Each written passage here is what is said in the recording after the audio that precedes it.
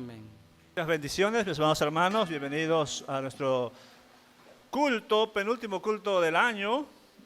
Y ya cerca Navidad. No tengo ninguna reflexión por Navidad, excepto unas palabras que voy a decir ahorita.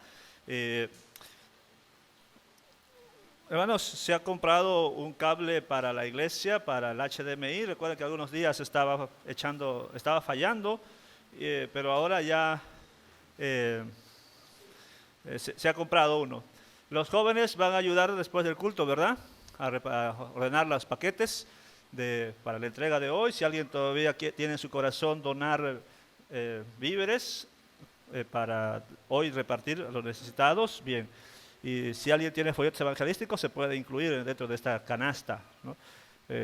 Yo traje una hojita igual para que se incluya dentro de esa canasta, para que la persona que lo reciba pueda también no solamente recibir el alimento físico, sino también algo del alimento espiritual. Lo otro es de que hoy deben entregar, hermanos, su lista de propuestas para que se haga la tabulación y luego de eso se les envíe por el grupo de WhatsApp diciendo quiénes son los candidatos propuestos y entra las 2 semanas donde se va a hacer la evaluación y autoevaluación. Que si alguien en estas 2 semanas dice, no, yo no me siento capaz, o dice, me propusieron, acepté, pero creo que todavía me falta, o el Espíritu Santo les convence de pecado, de juicio y justicia, y dice, no, con este pecado no puedo estar liderando, se autotacha, se autoelimina, dice, no puedo participar, no necesita dar las razones, puede decir, hermano, no voy a participar en esta ocasión. Y los demás, los líderes también estarán preguntando a los candidatos. Muy bien, Navidad, hermanos, no es parte de la reflexión de Santa Cena, pero quiero decirles que recordar que en Navidad celebramos el nacimiento del Salvador. No es que Jesús nació ese día. Y no es que ese día vamos a decir, nació Jesús. No, Jesús ya nació hace mucho tiempo, pero recordamos que Jesús nació. Jesús nació como regalo a la humanidad, para que con su sangre, con su muerte y resurrección, por medio de nuestra fe en Él, podamos disfrutar del cielo. Y Navidad es eso, recordar el regalo de Dios. No presten atención en algunos que van a tener comida, no es lo más importante. Los que van a tener visita familiar, no es tan importante. Los que van a reventar cohetes, no es tan importante. Los que tienen su nacimiento, no es nuestra cultura evangélica, pero los que tienen ahí decoro, no es tan importante. Adorno, perdón, no decoro, adorno. Los que tienen su arbolito de Navidad, no es tan importante. Lo importante es de que estés agradecido con Dios, porque si Jesús no hubiese nacido, la fecha que haya nacido, no importa. Si Jesús no ha nacido, Jesús no moriría en la cruz. Y si no muere en la cruz, no tendríamos salvación. Ese día celebramos al cumpleañero, en teoría, pero la verdad es que no. Se celebran los invitados, celebra la gente, y a veces ni siquiera recuerdan al que ha nacido. Ese día es el día para agradecer a Dios por Jesús. Pero hoy en día el pesebre ha sido eliminado de la cultura y ha ganado Santa Claus, Papá Noel. Ha ganado el arbolito, las luces. Y no está mal los adornos. Bonito, nuestro periódico mural. Felicito a la persona que lo hizo y gracias a todos los hermanos, las hermanas que hicieron los periódicos murales en todo el año y esperamos que el próximo año también puedan seguir colaborando. Pero Navidad es agradecer a Dios por Jesús. Aunque no tengas que comer ese día, aunque no tengas con quién pasar ese día, no tengas familiares, aunque quizá la pases solo, triste, porque algo puede haber pasado. Ese día, y todos los días, pero ese día aprovechamos para agradecer a Dios por el nacimiento de Jesús. Y ese día también debemos aprovechar para compartir a otros, decir, Celebramos Navidad porque Dios amó tanto al mundo que dio a su Hijo Jesucristo, que luego moriría en la cruz, para que creyendo en Él no te vayas al infierno, sino que tengas vida eterna. Eso es mi breve reflexión por Navidad, no es la reflexión por Santa Cena, por cierto. Entonces, vamos a ir al libro de Hebreos, capítulo 3. Libro de Hebreos, capítulo 3. Y quiero que pensemos bajo el tema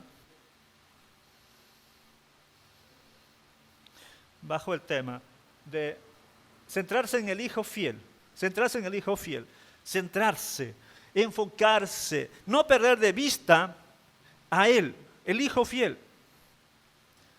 Claro, basado en este pasaje, pero sobre todo en el capítulo 12, pon tu mirada en Jesús, Él nunca falla.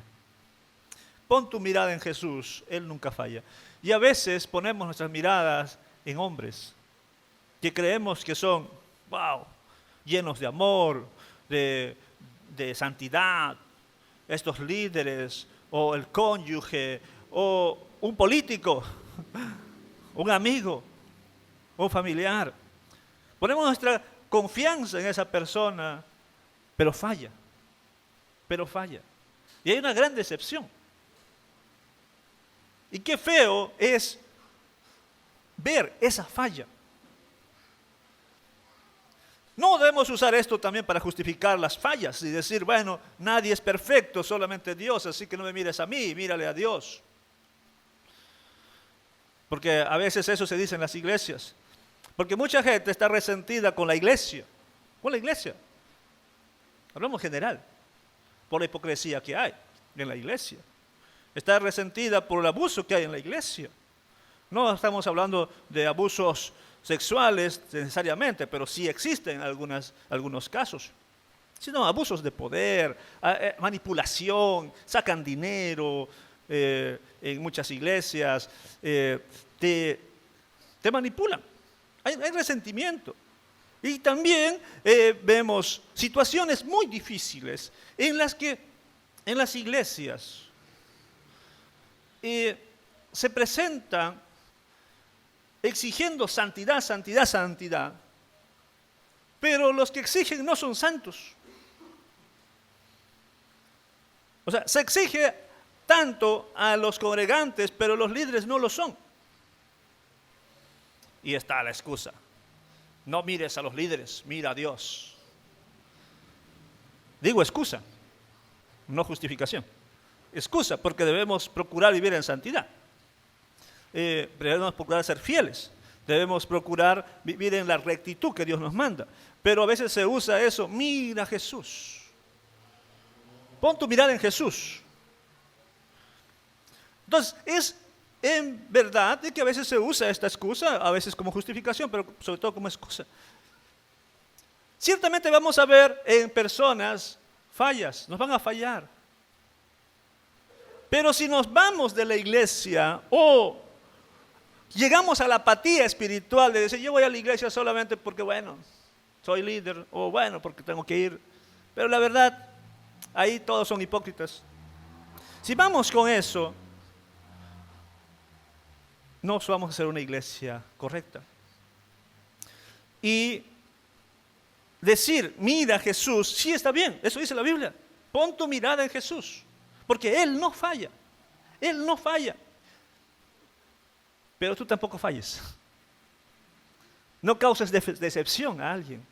Recuerda que el Señor Jesús que dijo, cualquiera que hace caer a uno de estos pequeños, mejor que se ponga una piedra de molino y que se aviente al fondo del mar. No dice Jesús, mira, si tú haces tropezar no hay problema, todos fallan, pon la mirada en mí. No, la exigencia es de que debemos poner, sí, la mirada en Jesús, porque Él nunca falla. Los seres humanos fallamos, pero hay que fallar menos o evitar fallar. Les quiero invitar en esta mañana a que sí pongamos nuestra mirada en Jesús. Él no falla, Él es perfecto. Y si te has decepcionado de los humanos, de todos los humanos, varones, mujeres, líderes o no líderes, de cualquiera, si te has decepcionado, hay un humano, Jesús, que no falla. Jesucristo no falla. Él es fiel. En el pasaje que vamos a ver ahorita, se va a comparar con uno de los personajes más grandes de la historia de la fe. Algunos dirán Pablo, otros dirán Juan. Pero el personaje más grande después de Jesús, dentro de la historia de la fe, es Moisés. Porque tenía una relación especial Dios con Moisés. Hablaban cara a cara. Eso dice el texto. Y Dios le tenía tanto amor y tan estima que si murmurabas contra Moisés te pasaba algo. ¿Ya? O sea, era tan especial. Y se va a comparar que él era fiel. Del todo. No podemos encontrar sus defectos, podemos encontrar pecados en Moisés, por más de que haya sido fiel. Pero en Jesús, no vamos a encontrar fallas. Versículo 1. Exhortación a fijar la atención en Jesús. El versículo 1 del capítulo 3 dice: por tanto, hermanos santos, participantes del llamamiento celestial, considerad a Jesús, el apóstol y sumo sacerdote de nuestra fe. Ahí vemos cómo nos consideran. O bueno, primero, cómo consideraban a la iglesia al que está enviando el mensaje, ¿no? A la iglesia de los hebreos allí. Les llama santos, pero no son santos de alguna manera alejados del pecado completamente, son santos posicionales, o sea, declarados santos. Y son participantes del llamamiento celestial, o sea, son llamados a ir al cielo, a tener una ciudadanía celestial. Como tal, como tienen ese privilegio de ser considerados santos y participantes de ese llamamiento celestial, dicen que consideren, presten atención, fijen su atención solamente en el apóstol, en el enviado celestial, en Jesucristo, porque apóstol significa enviado, en el apóstol Jesucristo. Jesucristo es considerado un apóstol, pero no como los 12 apóstoles, sino en otra categoría. El apóstol, el enviado a traer las buenas nuevas, y el enviado del cielo mismo, pero no solamente es el enviado, es el sumo sacerdote. Es el que hace la intercesión entre los hombres y Dios. Eso es el sumo sacerdote. Y en favor de nuestra fe. Y la exhortación es: presten su atención en Jesús. Ahora, luego va a ser una comparación entre Jesús y Moisés. Dos grandes. Los judíos hasta hoy en día siguen la Torá, escrito por Moisés. Moisés es el ícono, es el más grande para el judaísmo. Pero el cristianismo pone a Jesús sobre Moisés. El libro de Hebreos va a hacer eso mismo. Versículo 2. El cual fue fiel. ¿Quién el cual? Pronombre relativo, el cual va a referirse a Jesús, el que está mencionado anteriormente. El cual fue fiel al que le designó. El que lo designó es Dios. Fue fiel a Dios. Fue fiel a Dios. Como también lo fue Moisés. Ok, tenemos a dos fieles. Jesús y Moisés. Moisés fue fiel en toda la casa de Dios. Casa de Dios no se refiere a un edificio, sino al pueblo de Dios y la familia de Dios. Porque casa también implica familia. Pero esa comunidad de Dios fue fiel en la tarea encomendada. Versículos 3 y 4. Porque él ha sido considerado digno de más gloria que Moisés. Nuevamente está comparando. Y él, que aquí no aparece con tilde, pero debería llevar tilde, él se refiere a Jesús. Él ha sido considerado, Jesús ha sido considerado digno de más gloria que Moisés. O sea, si los judíos tanto veneran, respetan, siguen a Moisés, Jesús es considerado por Dios digno de más gloria. Luego se va a hacer una símil, una comparación. Así como el constructor de la casa tiene más honra que la casa, no sé si eso sea hoy en día, no sé si aquí a Victoria le hacen, como arquitecto, le hacen así más honor que a la propia casa, pero la idea es esa, de que al arquitecto, al que hace, recibe más honor que la casa misma. ¿Estás comparando? Quiere comparar, una cosa es la casa y otra cosa es el que hace la casa. Y el que hace la casa, el constructor o el arquitecto, tiene más honor, más honra. Versículo 4, porque toda la casa es hecha por alguno, pero el que hace todas las cosas es Dios. Está mencionando a Dios, a Jesús en paralelo acá. El que tiene más honra es el constructor. Y el constructor parece que es Jesús mismo y que viene a ser Dios. Va a cerrar la retórica, versículo 5. Y Moisés fue fiel en toda la casa de Dios como siervo, para testimonio de lo que se iba a decir más tarde. Pero Cristo fue fiel como hijo sobre la casa de Dios. Miren esa comparación, qué hermosa comparación. Sí, Moisés fue fiel, pero en categoría de siervo nada más. Pero Cristo fue fiel en categoría de hijo. El estatus de Cristo es mayor que la de Moisés.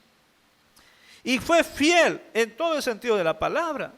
Fue fiel sobre la casa de Dios. Moisés también lo fue. Pero si indagamos su vida, vamos a encontrar algunos defectos en Moisés. Pero aún así se puede considerar fiel. Y eso es lo que Dios quiere. De que seamos fieles a pesar de algunos defectos que podríamos tener. Algunos defectos. Seamos fieles a pesar de los defectos que podrían suscitar en nuestra vida. Dios consideró fiel a Moisés, pero su categoría era siervo. La de Cristo, hijo. Sobre toda la casa de Dios. Y esta casa de Dios va a incluir la casa de Dios de Israel también. Finalmente, versículo 6, parte B. Exhortación a mantener la confianza en la esperanza. Recuerden cómo terminó la parte aquí, ¿no? Versículo 6. Pero Cristo fue fiel como hijo sobre la casa de Dios. Como la casa de Dios. ¿Y cuál es la casa de Dios? Se continúa el versículo y dice, cuya casa somos nosotros. La casa de Dios somos nosotros, la iglesia. Tenemos un problema interpretativo con esta sí condicional. La sí condicional, como su nombre mismo dice, genera una condición y genera también un problema de interpretación.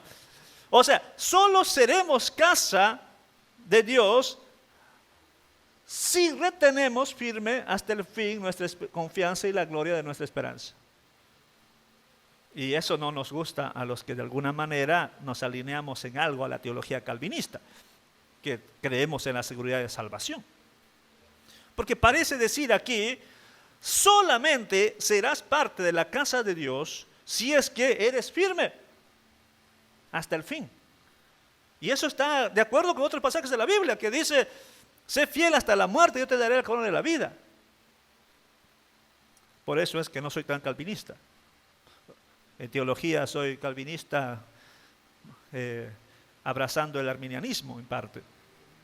Claro, eso en teología es algo contraproducente. Pero aquí es una advertencia a aquellos, una exhortación a aquellos que creen estar seguros de que son parte de la iglesia o de la casa de Dios. Les diría lo mismo aquí. Por venir aquí al culto pueden algunos creer de que ya son salvos. O por haber levantado su mano en una oración que les hicieron repetir, acepta a Jesús como tu Señor y Salvador, ya son salvos. No todo aquel que va a la iglesia es salvo. Feo suena eso. Es salvo solamente aquel que cree en Jesucristo, vive para Él, abandona el pecado constantemente, es fiel a Dios. Es un creer constante, pero pareciera que algunos creyeron una sola vez y ya no quieren seguir creyendo. cuya casa somos nosotros, sí retenemos. La invitación es a que pongamos nuestra retención, nuestra confianza, firmeza en Jesús. Voy a leer en otra traducción, que dice el versículo 6. Dice, pero Cristo como Hijo está a cargo de toda la casa de Dios. Y nosotros somos la casa de Dios si nos armamos de valor y permanecemos confiados en nuestra esperanza en Cristo. Nuevamente, esa condición nos debe animar a ser firmes en la fe. Firmes en la fe. No pongas tu mirada entonces en los hombres, ni siquiera en Moisés, porque Moisés tuvo sus fallas. No pongas tu mirada en los líderes de la iglesia o en algunas personas que en algún momento te generaron mucha confianza, fueron ejemplos para ti, pero ahora te decepcionaron tan grande. Y por eso quieres abandonar la fe, por eso quieres ser apático o apática, por eso ya no vives como antes vivías para Dios. No, tú mantente firme en la confianza, porque tenemos esperanza en Jesucristo, tener nuestra mirada en Jesús. ¿Quiénes tomarán la cena del Señor hoy? Los que ponen su mirada en el Hijo de Dios. Él no falla, Él fue fiel, sigue siendo fiel con nosotros. Seamos fieles también como Él. Después de la oración, 2 voluntarios, por favor, que me ayuden a repartir los elementos. Y mientras oramos, recuerde también los requisitos y restricciones para tomar la cena. Oramos. Señor, muchas gracias por permitirnos leer este pasaje, reflexionar sobre este pasaje, donde se nos dice que seamos fieles a ti, Señor. Así como Moisés fue fiel, nuestro Señor Jesús fue fiel, pero sobre todo poner nuestra mirada en Jesucristo, poner nuestra atención en Él y no en otro. Los otros pueden fallan, pero tú eres fiel, Señor, tú eres fiel. Debemos poner nuestra mirada siempre en ti. Ayúdanos, Padre. Nos pueden decepcionar las personas, nos pueden decepcionar familiares, amigos, líderes espirituales. Nos pueden decepcionar las personas a veces que más amamos. Pero ayúdanos a poner la confianza siempre en ti. Permanecer fieles, porque como bien sabemos, la salvación es personal. Padre, bendice a tus hijos, a tus hijas que van a participar hoy de la cena. Bendice el pan que representa el cuerpo de nuestro Señor. Bendice la copa que representa la sangre de nuestro Señor. Bendice a tus hijos, a tus hijas, Padre. En Jesucristo oro. Amén. Por favor, los voluntarios que me ayuden a repartir los elementos. El hermano Raúl va a estar entonando el himno. Dice el versículo 23. Porque yo recibí del Señor lo que también os he enseñado. Que el Señor Jesús, la noche que fue entregado, tomó pan. Y habiendo dado gracias, lo partió y dijo, tomad, comed. Esto es mi cuerpo, que por vosotros es partido. Haced esto en memoria de mí. Los que tenemos el pan podemos participar.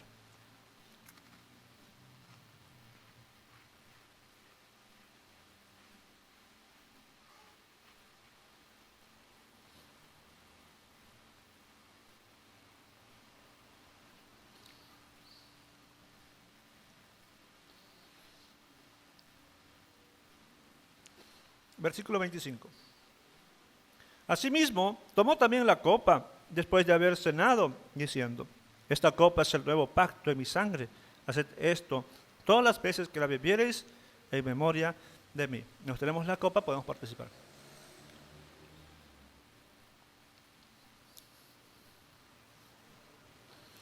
Versículo 26. Así pues, todas las veces que comieres este pan y bebieres esta copa, la muerte del Señor anunciáis hasta que Él venga. Oremos. Señor, muchas gracias.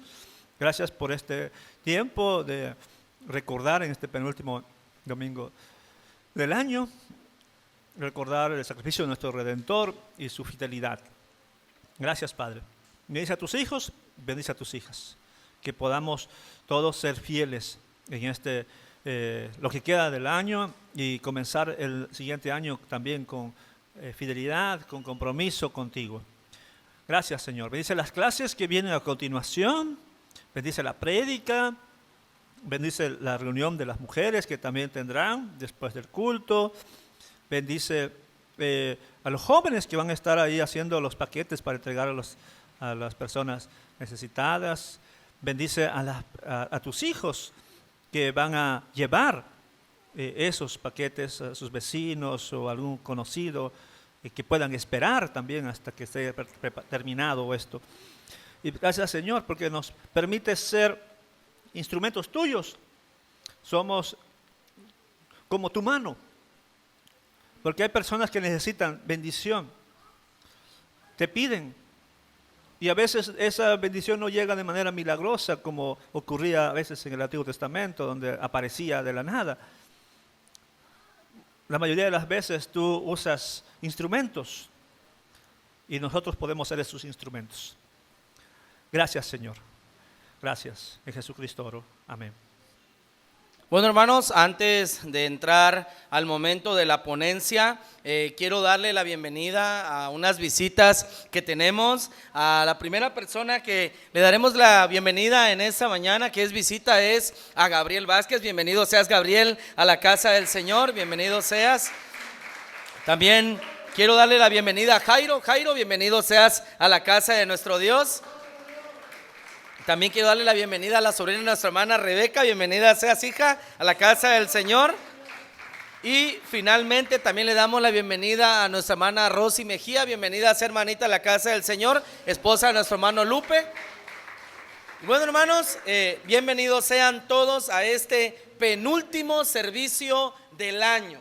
Penúltimo servicio del año. Recuerden, el próximo domingo ya estaré dando esos anuncios al final del servicio, hermanos, no me adelanto, ya más tarde les daré los anuncios. Ahora sí, a lo que venimos. Abran por favor sus Biblias en el libro de los Hechos, capítulo 2. Seguimos con nuestra exposición del libro de los Hechos, que la he titulado El Evangelio que conquista el mundo. Hoy es el cuarto sermón y hemos llegado al capítulo 2, versículo 37 al 47, y hoy, en esta mañana, meditaremos bajo el tema titulado La iglesia primitiva, una iglesia poderosa. Vuelvo a repetir esto. La iglesia primitiva, una iglesia poderosa. ¿Ya lo tienen todos?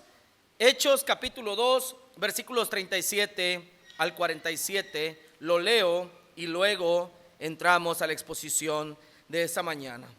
Dice así la palabra del Señor.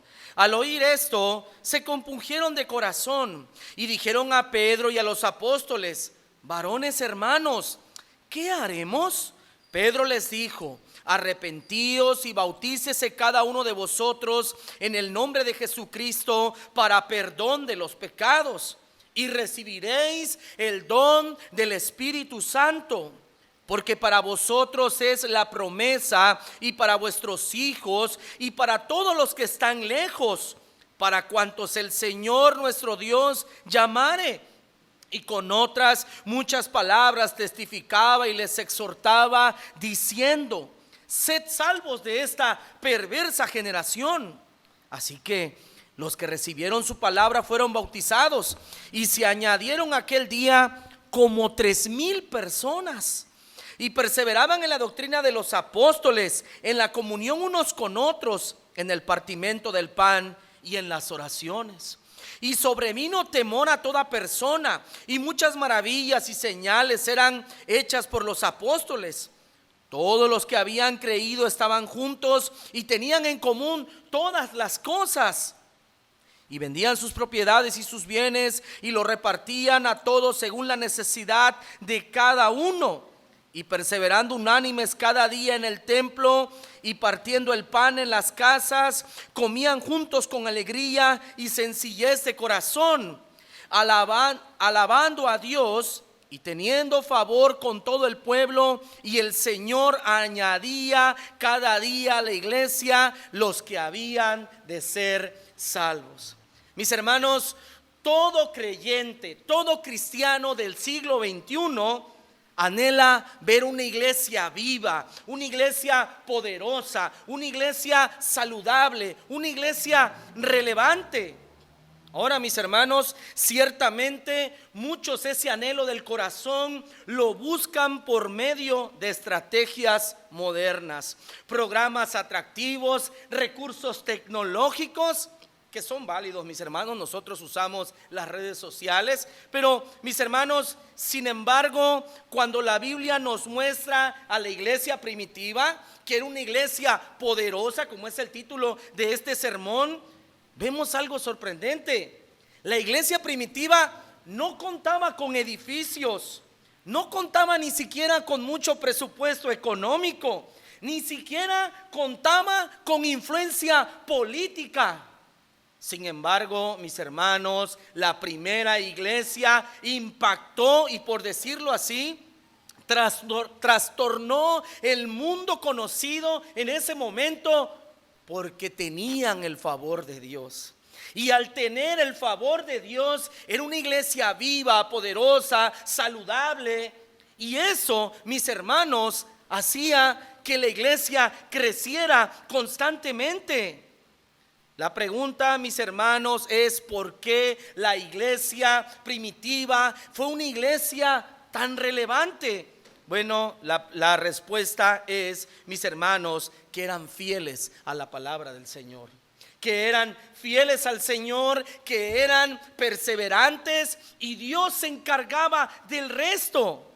Mis hermanos, en este pasaje de Hechos capítulo 2, versículos 37 al 47, vamos a ver, mis hermanos, que este modelo no es un modelo para que la iglesia del siglo XXI lo copie mecánicamente, no, pero sí es un patrón espiritual de que todas las iglesias debemos de comprender y de vivir en este tiempo, para que no solo se diga que la iglesia primitiva era una iglesia poderosa, no, sino que la iglesia del siglo XXI sigue siendo también poderosa como lo fue la iglesia del siglo I.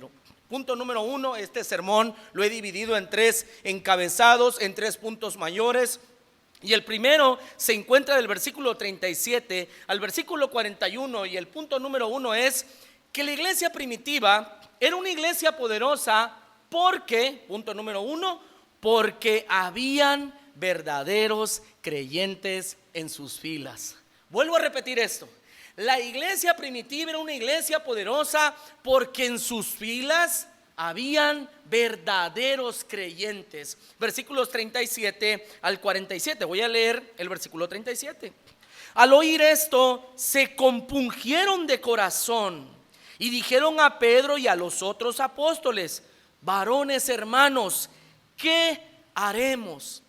Recuerdan que el sermón pasado del día domingo se tituló el primer sermón cristiano. ¿Lo recuerdan, verdad? ¿Y qué hablamos? Que Pedro, al hablar el primer mensaje, se centró en la muerte y en la resurrección de Jesús.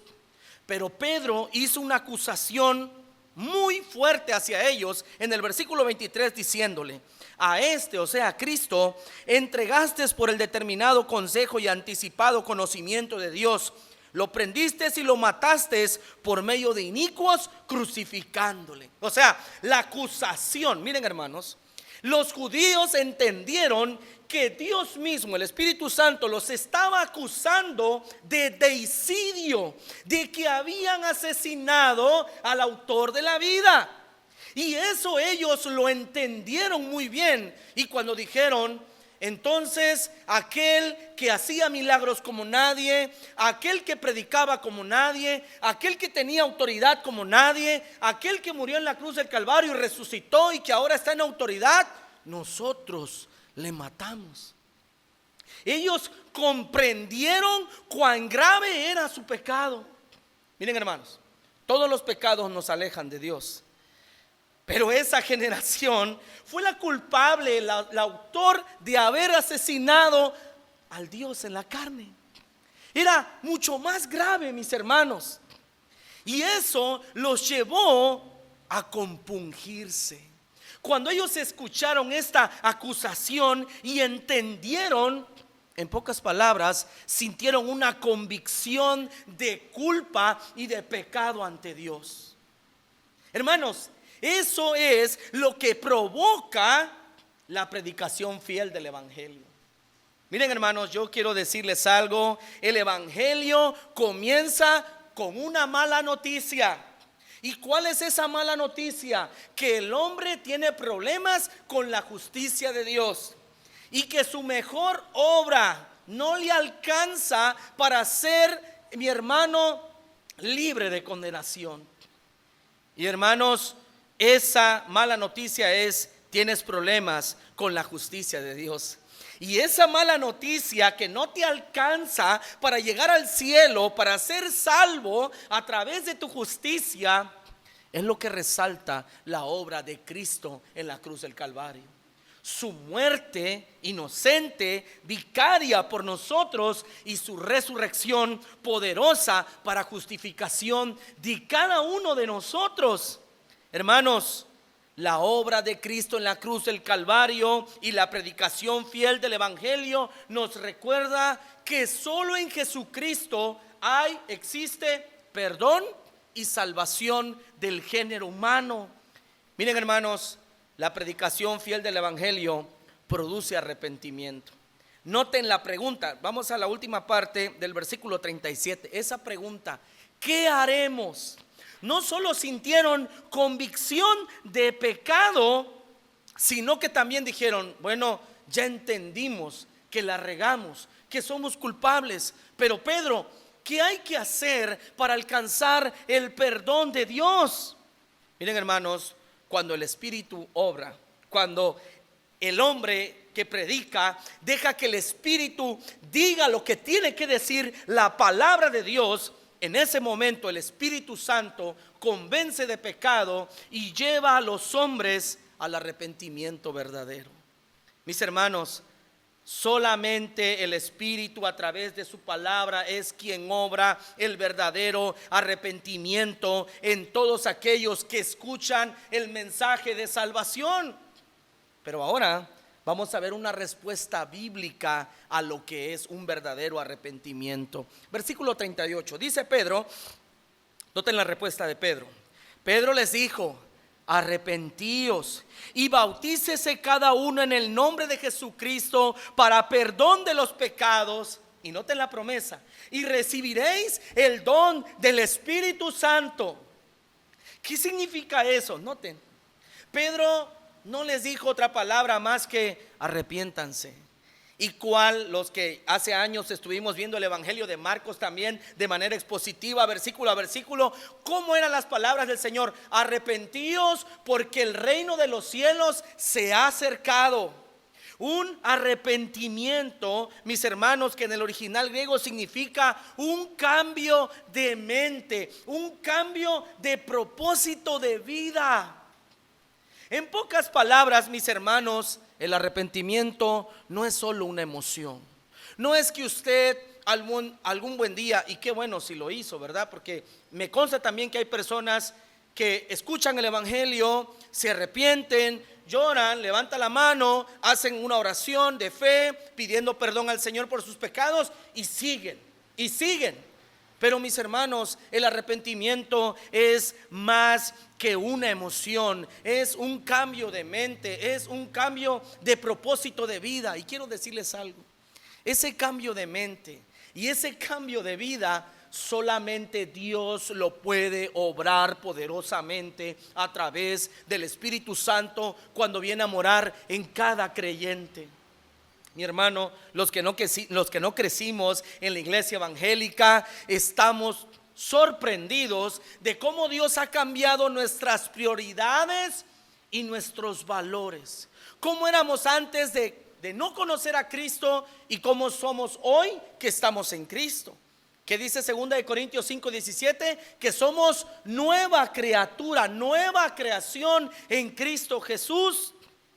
Ahora, Pedro no solo dice arrepiéntanse, no, sino que Pedro también dice, bautícense. ¿Y qué significa eso? Identifíquense con Jesús. Identifíquense públicamente reconociendo que Él es el Mesías. Miren, hermanos, los judíos hacían muchos prosélitos que venían de otras naciones y pasaban por muchos rituales, y entre ellos un lavado, un bautizo. Bueno, ahora Pedro les está diciendo, ahora háganlo públicamente, reconozcan que han pecado, que han matado, que han tenido un deicidio, cometieron deicidio y ahora están arrepentidos, y bautícense. Reconozcan que Jesús es el Mesías, identifíquense con Él. Pero Pedro no termina ahí. El Espíritu Santo dice lo siguiente al último: y recibiréis el don del Espíritu Santo. ¿Qué significa eso, mis hermanos? La vida eterna. La vida eterna.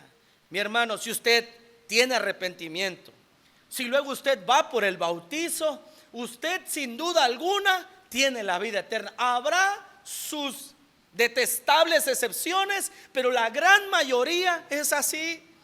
Aquel que cree, se bautiza y persevera, es innegable que tiene al Espíritu Santo morando en él.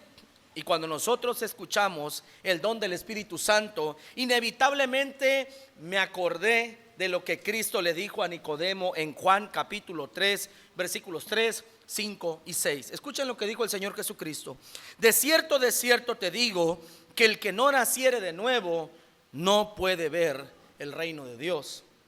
Versículo 5: de cierto te digo, que el que no naciere del agua y del Espíritu no puede entrar en el reino de Dios.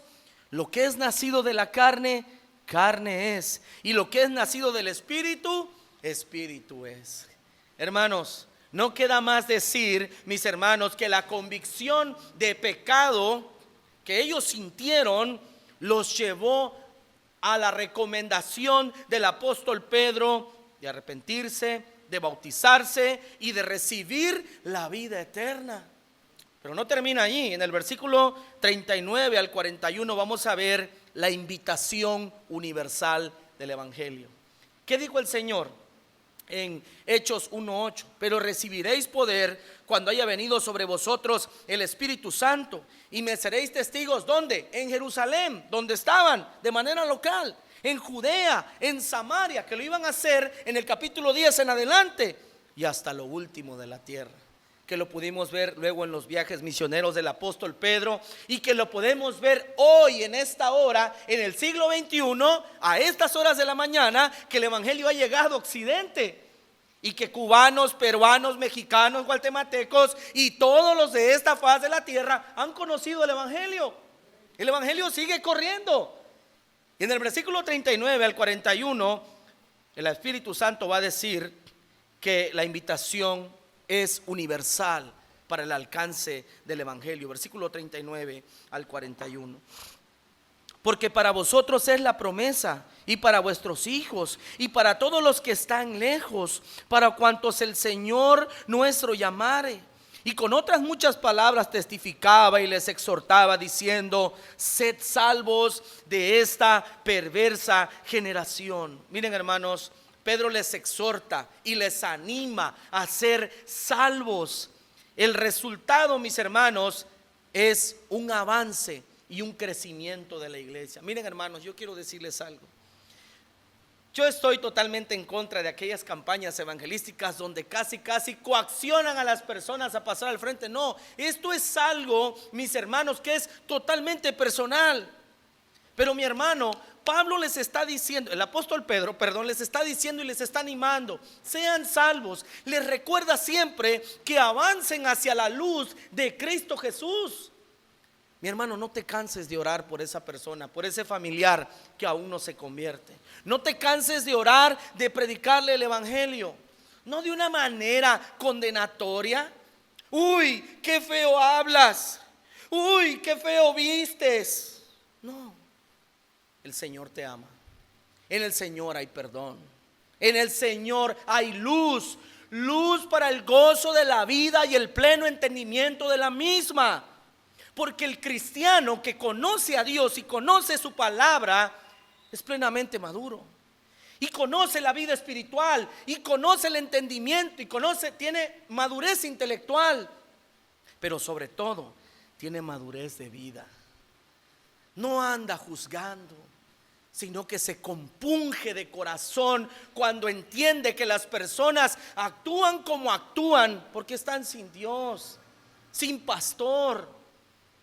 Hermanos, Pedro les anima a que sigan a Jesús, les exhorta, sean salvos, pero no lo hace condenándoles, sino animándoles. Y todo esto, mis hermanos, hace que la iglesia crezca, que la iglesia tenga un crecimiento en todo momento. Noten lo que dice el versículo 41, noten lo que dice. Así que los que recibieron su palabra fueron bautizados y se añadieron aquel día, ¿cuántas personas, mis hermanos? 3,000 personas. Miren, hermanos, ¿cuántos eran en el capítulo 1? ¿Cuántos eran? 120 que estaban en ese lugar orando y esperando la promesa de Dios. ¿Y cuántos eran después? 3,120 creyentes. Miren, hermanos, el hecho de que el número aparezca significa dos cosas. Número uno, mis hermanos, que existían registros aún de lo primero que se estaba haciendo en la iglesia. Habían personas que estaban escribiendo y que tenían un registro de lo que estaba sucediendo desde el primer día en que nació la iglesia. Y número dos, mis hermanos, que a Dios le importa la salvación de las almas. Dios quiere que más personas vengan a su iglesia y escuchen el evangelio y vengan a la verdad y vengan a salvación. Y eso debería de importarnos a nosotros hoy en el siglo XXI. Ahora, para terminar este punto número 1, quiero hacer unas aplicaciones sobre la iglesia moderna. ¿Cómo estamos hoy en la iglesia moderna? Número 1, la iglesia moderna no predica el evangelio de manera correcta. Predican mensajes de superación, de amor propio, de cómo ser campeón, pero no cómo se vive el evangelio. 2, las iglesias están llenas de falsos creyentes, llenísimas, porque están allí sin arrepentimiento, están allí sin bautismo y están allí sin la vida eterna. 3, la iglesia del siglo XXI no tiene crecimiento espiritual y tampoco numérico. No lo tiene. Punto número 2, versículos 42. La iglesia primitiva era una iglesia poderosa porque tenía las prioridades correctas. Vuelvo a repetir esto. La iglesia primitiva era una iglesia poderosa porque tenía las prioridades correctas. Versículo 42. ¿Cuáles eran esas prioridades? Son 4. Noten lo que dice. Y perseveraban en la doctrina de los apóstoles. Ahí está la primera. En la comunión unos con otros. La segunda. En el partimiento del pan. La tercera. Y en las oraciones. 4. La iglesia primitiva tenía muy en clara sus prioridades, que eran 4. Doctrina, comunión, partimiento del pan y las oraciones. Esas 4.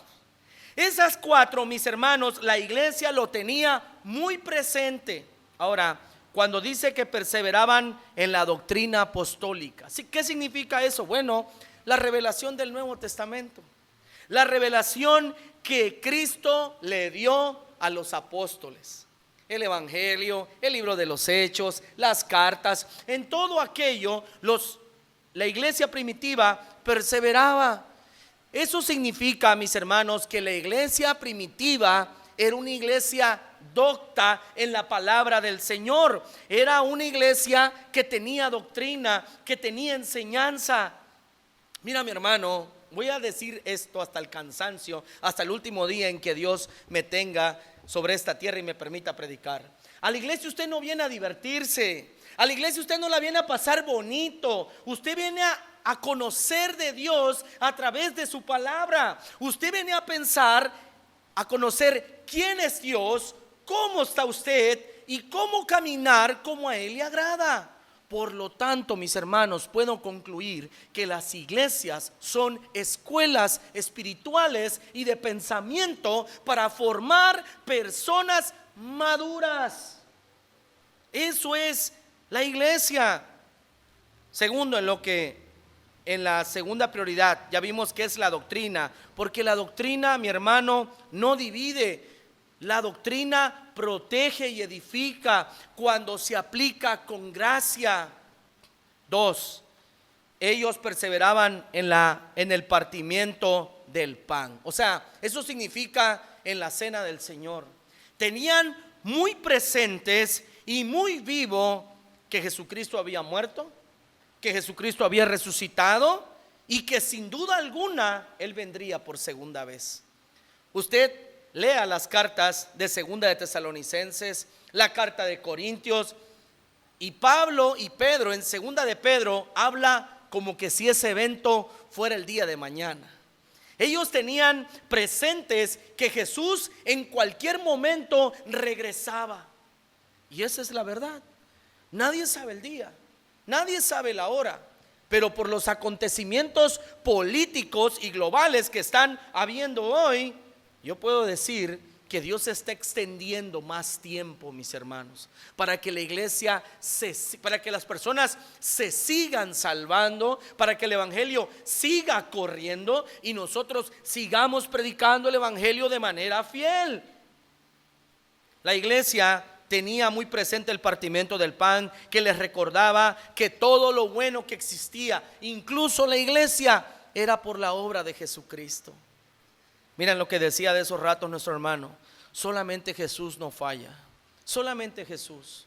Hermano, si tú estás edificando tu fe sobre un predicador, sobre un pastor, sobre un líder, sobre una iglesia, te vas a decepcionar, te vas a decepcionar. Ahora, la Biblia sí dice, mis hermanos, que nosotros imitemos la fe de las personas maduras, porque también existen personas maduras y dignas de ejemplo en la iglesia. La existen, no es la mayoría, pero sí existen, mis hermanos.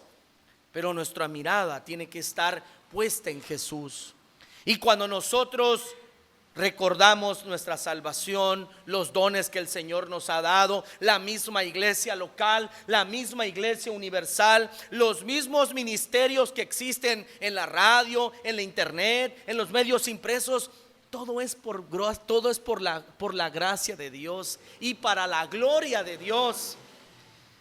Hermano, no sé cuál sea tu don, no sé si tú prediques, no sé si tú dirijas, no sé si tú cantes, pero cuando sientas que te estás volviendo orgulloso y dices, no hay otro como yo, recuerda, todo es por gracia y es para la gloria de Dios. Dios te lo ha dado, y así como Dios te lo ha dado, en cualquier momento también el Señor lo puede retirar. Lo tercero, mis hermanos, la iglesia primitiva no solo perseveraba en la doctrina, no solo en el partimiento del pan, sino en las oraciones. No voy a hablar de lo cuarto, porque eso voy a hablar un poco más abajo del compañerismo que existía en la iglesia primitiva, en el punto número 3, para terminar. Pero mis hermanos, la iglesia primitiva era una iglesia que oraba, era una iglesia que estaba constante en la oración. Miren, hermanos, eso de orar demuestra que era una iglesia totalmente dependiente de la gracia de Dios. Cuando usted ora, mi hermano, miren, yo quiero decirle algo. Yo sé que cuando usted levanta, ora regularmente. Yo sé que cuando usted come, le da gracias al Señor. Y cuando usted duerme, regularmente también ora y le da gracias al Señor. Pero si usted es un cristiano que no ora regularmente, ni en la mañana, ni cuando come, ni cuando se acuesta, usted le está diciendo a Dios que usted no es dependiente de Él, que usted controla por sí mismo su destino y que sus recursos intelectuales, económicos, sociales le valen a usted para no depender de Él. Déjame decirte, hermano, que en el día menos pensado, ni los recursos económicos ni las amistades te podrán salvar de la gran tormenta que a veces nos vienen a nuestras vidas. Solamente Dios tiene el poder, mis hermanos, para guardarnos, para librarnos. Y aún en medio de nuestras soberbias, de no orar, de no, entre comillas, depender de Él, Dios en su gracia sigue permitiendo que nosotros seamos guardados en el camino. Mi hermano, es importantísimo la oración en la vida de los creyentes, y la iglesia primitiva lo entendía, porque orando le demostraba al Señor que eran totalmente dependientes del Señor, porque nuestro Dios es un Dios soberano, es un Dios omnipotente, es el Señor de la historia. Él tiene en control todas las cosas, y nosotros somos míseros gusanos, un polvo nada más delante de su poder, mis hermanos. No somos nada para el Señor. Noten lo que dijo el Señor en Juan capítulo 14, versículos 13 y 14 en lo siguiente. Noten la promesa: y todo lo que pidiereis al Padre en mi nombre, lo haré, para que el Padre sea glorificado en el Hijo. Si algo pidiereis en mi nombre, yo lo haré. Qué tremenda promesa de Dios. Y luego Santiago va a decir que si nosotros hacemos las peticiones correctas, entonces Dios respalda nuestras oraciones. Hermano, la iglesia primitiva tenía sus prioridades muy claras, muy claras. Ellos entendían que si estas 4 prioridades estaban en la iglesia, lo demás podía existir, lo demás tenía un motivo de estar. Bueno, le podríamos añadir a eso el evangelismo, ¿no? Porque también estaba allí, porque estaban predicando el evangelio. Pero mi hermano, si no existe doctrina en una iglesia, escúchame lo que voy a decir. Si en una iglesia no existe doctrina, no existe comunión, no existe partimiento del pan, no existe oración, no puede existir todo lo demás. Pierdes el tiempo, mi hermano, mi hermana, pensando que tú puedes dejar la doctrina, que tú puedes dejar la oración, que tú puedes dejar la comunión, que tú puedes dejar el partimiento del pan y comenzar a enfocarte en otras actividades en la iglesia. Miren, hermanos, el ministerio de hombres, mujeres, niños y jóvenes es hermoso, y doy gloria a Dios porque existe en esta iglesia. Pero lo importante es la palabra, la oración, la comunión, el partimiento del pan, el evangelismo, porque sin esas prioridades no puede existir lo demás. Para terminar, voy a hacer unas aplicaciones comparándonos con la iglesia primitiva. La iglesia moderna, mis hermanos, no tiene doctrina, es ignorante y superficial. 2, la iglesia moderna no tiene comunión, solamente son eventos sociales. 3, la iglesia moderna no tiene partimiento del pan, solo es un acto religioso para juzgarse los unos a los otros, quién participa y quién no. 4, la iglesia moderna no tiene oración, está muerta. Vuelvo a repetir esto: la iglesia moderna no tiene oración, está muerta, porque está llena de orgullo, pensando que sin Dios puede coexistir en este mundo. Punto número 3, y con esto termino el sermón de esta mañana. La iglesia primitiva era una iglesia poderosa, y con esto termino, versículos 43 al 47, porque tenían comunión visible y poderosa. La iglesia primitiva era poderosa porque tenían comunión visible y poderosa. Versículos 43 al 47. Voy a comenzar diciendo el versículo 43 que existía temor al Señor verdadero. Tenían temor verdadero y los milagros se hacían presentes. Versículo 43 dice lo siguiente: y sobrevino temor a toda persona, y muchas maravillas y señales eran hechas por los apóstoles. Miren, hermanos, nosotros entendemos y lo hemos visto que la iglesia apostólica del primer siglo era algo fuera de lo común, era algo extraordinario, porque allí estaban los apóstoles, mis hermanos, y estos hombres, Dios a través de ellos hacía grandes milagros, grandes sanidades, grandes señales, que hasta el día de hoy Dios sigue obrando sanidades en su pueblo. Amén. Dios ha hecho sanidades en esta iglesia y en otras iglesias que conozco, claro que sí. Aquí hay hermanos que Dios los ha sanado, Dios lo ha hecho. Ahora, pero aquella iglesia había algo especial. Aquella iglesia, a través de los apóstoles, tenía el poder para, con tan solo la sombra del apóstol Pedro, ¿qué pasaba? Los enfermos se sanaban. ¿Qué otra cosa sucedía? Las personas resucitaban. ¿Qué otra cosa sucedía? Los apóstoles eran librados de la cárcel a través de la oración. Y sucedían muchas otras cosas extraordinarias. Pero todo era porque ahí había un temor reverente al Señor. Miren, no un temor religioso. Tener temor religioso es tener temor de lo que digan las personas. Tener un temor de Dios es de verdad, un amor tan grande por Dios, de no quererlo ofender, de querer servirle, de querer amarle, de querer amar al prójimo como a uno mismo. Una santidad verdadera, bañada en amor y en gracia. Hermanos, la iglesia primitiva tenía una comunión visible y poderosa porque el temor del Señor se hacía presente y los milagros se hacían patentes en todo momento y en todo lugar. Finalmente, del versículo 44 al 46 va a decir que esta iglesia tenía una generosidad que reflejaba el evangelio. Tenían una generosidad que reflejaba el evangelio. Versículo 44. Y todos los que habían creído estaban juntos y tenían en común todas las cosas. O sea, eso significa que en esta iglesia había compañerismo y el objetivo claro de vida era servir a Dios. Vuelvo a repetir esto. La iglesia tenía compañerismo y un objetivo claro que era de servicio al Señor. No crea, mi hermano, que en la iglesia primitiva todos vivían juntos y que era una mega comunidad. No, así no era.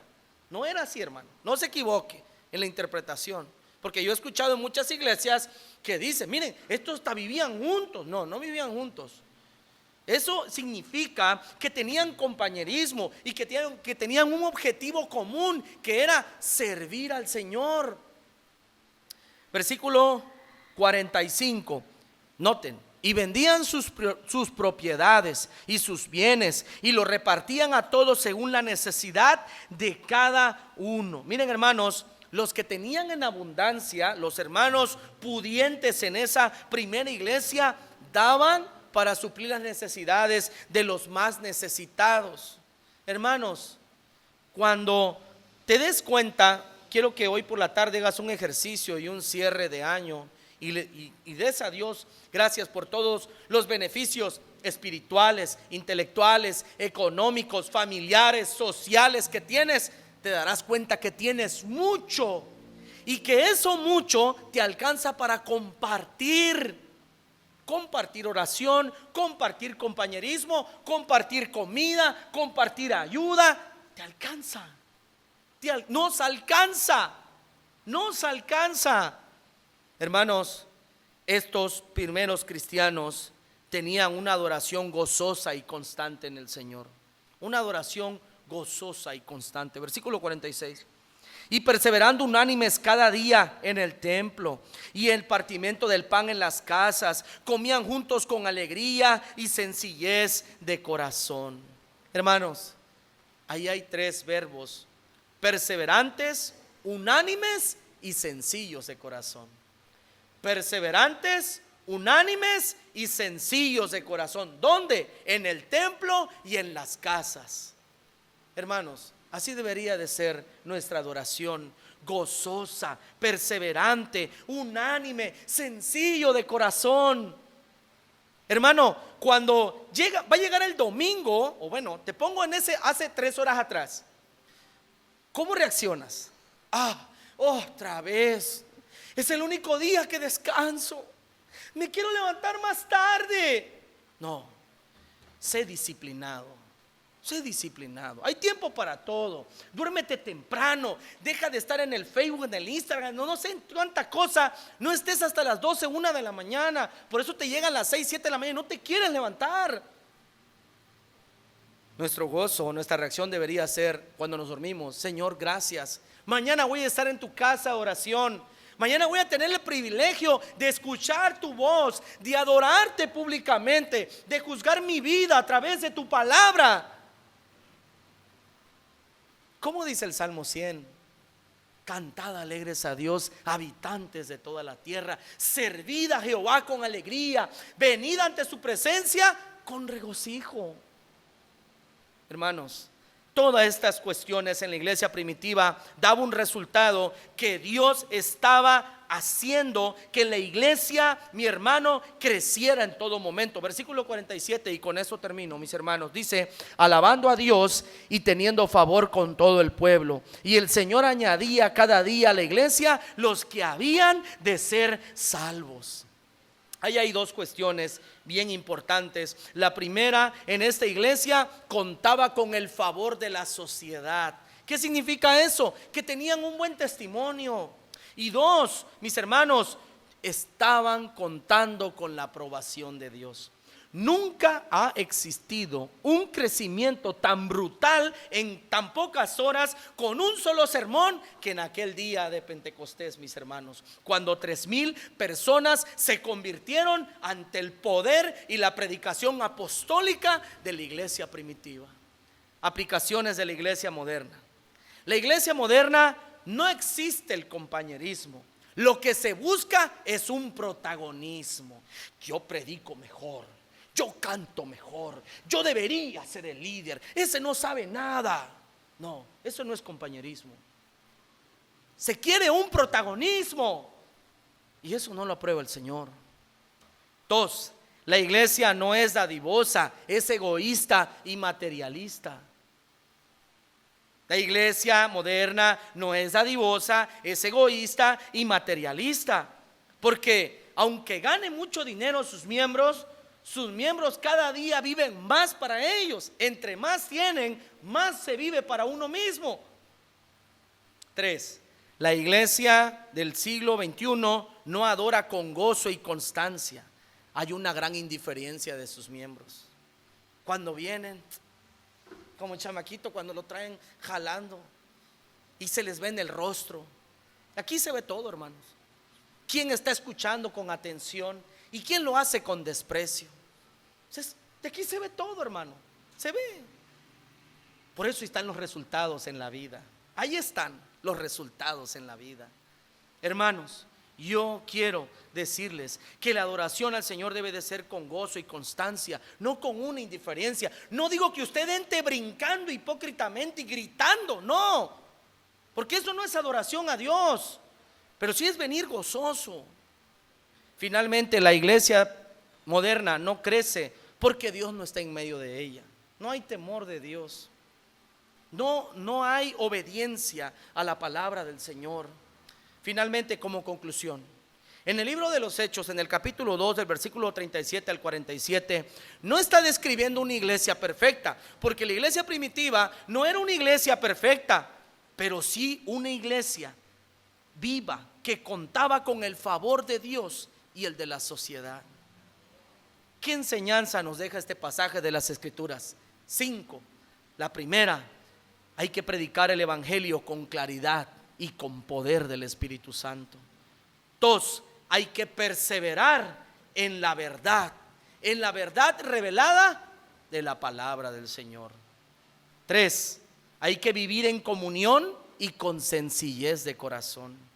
4, debemos de orar para ser obedientes al Señor. Y punto número 5, debemos de dar testimonio al mundo, predicar el evangelio.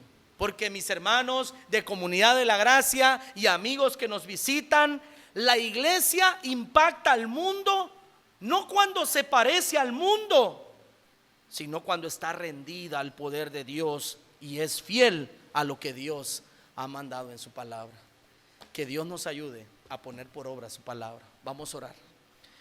Señor, te damos gracias en esta mañana. Gracias, Padre, por recordarnos la iglesia primitiva. Permite que nosotros, Comunidad de la Gracia, Señor, también en tu infinita gracia y misericordia, perseveremos, Señor, y seamos obedientes. Y, Señor, que aunque sea una pizca, Señor, nos parezcamos a la iglesia del siglo I. Porque te lo pedimos en el nombre de Jesús.